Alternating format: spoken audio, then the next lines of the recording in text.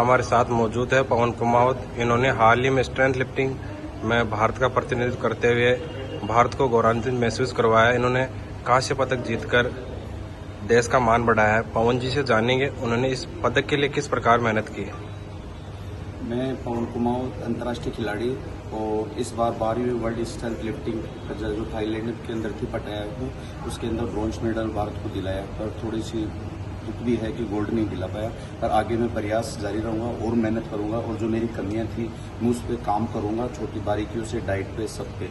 और ये सन 2026 आ रहा है, उसमें किर्गिस्तान में सितंबर में होगी, उसमें मैं ट्रायल दूंगा और एक बार भारत को मैं गोल्ड मेडल दिलाऊंगा। इस जीत का श्रेय आप किसको देना चाहोगे। इस जीत का श्रेय मेरे मम्मी पापा और मेरे कोच पुष्पेंद्र सिंह जी राठौड़ हैं, मैं तो, और बाकी सभी का, हमारे भाई साहब हैं, हमारे कंवर साहब हैं, सिस्टर हैं, और मेरे में जितने भी साथ के सपोर्टर हैं, स्टूडेंट हैं, वो भी बहुत सपोर्ट करते हैं, क्योंकि ये 4 घंटे की ट्रेनिंग होती है। तो मैं सभी को इसी चीज़ की धन्यवाद दूंगा कि हमने 4 महीने ये कड़ी मेहनत करी थी और इसी का नतीजा है, पर और मेहनत करेंगे हम।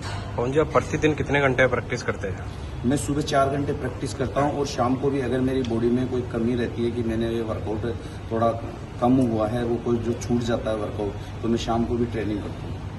आपके कोच पुष्पेंद्र जी का आपकी प्रैक्टिस में, अभ्यास में कैसा रोल रहता है। उन्हीं का रोल है, पूरा रोल उन्हीं का है। डाइट चार्ट मेरा और जो मेरी लिफ्ट है, जो मैं वर्कआउट करता हूँ, परसेंटेज, और मेरी बॉडी किस मौसम में किस तरीके से काम करेगी, वो सारा श्रेय उन्हीं को जाता है। उनके टच में रहता हूँ और वो जो मुझे बताते हैं उसी प्रकार मैं वर्कआउट करता हूँ, उसी प्रकार मैं डाइट लेता हूँ। आप अपने अभ्यास के साथ साथ बच्चों को भी तैयार करते हैं, तो बच्चे आपके किस किस लेवल पे अभी तक प्रतियोगिताओं में भाग लिया और पदक जीते हैं। हमारे काफ़ी सारे बच्चे हैं। सन 2013 से मैं ट्रेनिंग दे रहा हूँ। अब तक अंतर्राष्ट्रीय खिलाड़ी हमारे पवन जी धाबाई जो यहाँ भी मौजूद हैं, उन्होंने सिल्वर मेडल लिया था मेरे साथ ही, और एक हमारे सुनीता दो भी है, उन्होंने खेलो इंडिया में गोल्ड मेडल लिया था। अब शिक्षा विभाग ने वो स्पोर्ट्स कोटे से सर्विस कर ली है। और एक विशाल मिश्रा है और सिद्धार्थ है, वो भी हमारे यहाँ पे प्रैक्टिस करते थे, पर वो तो शिक्षा से ही लगे। विशाल मिश्रा स्पोर्ट्स कोटे में कट ऑफ से लगा था।